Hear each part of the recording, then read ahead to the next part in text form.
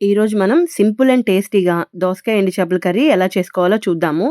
నోరు బాగోనప్పుడు, ఏం తినబుద్ధి కానప్పుడు ఇలాంటి కర్రీలు తింటే నోటికి భలే రుచిగా ఉంటుంది.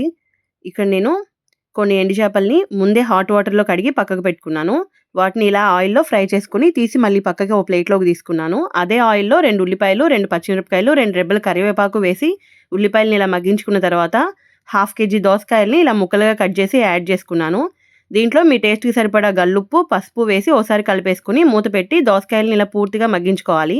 దోసకాయలు మగ్గిపోయిన తర్వాత మనం ముందే ఫ్రై చేసి పక్కకు పెట్టుకున్న ఎండు చేపలను వేసేసి ఓసారి కలిపి ఒక 4 టమాటోలని చిన్న ముక్కలుగా కట్ చేసుకున్న వాటిని కూడా వేసుకొని వాటిని కూడా పూర్తిగా మగ్గించుకోవాలి. అవి మగ్గిన తర్వాత ఇలాగ గరిటెతో చిదిమేసుకుంటే ఇంకా మెత్తగా అయిపోతుందనమాట.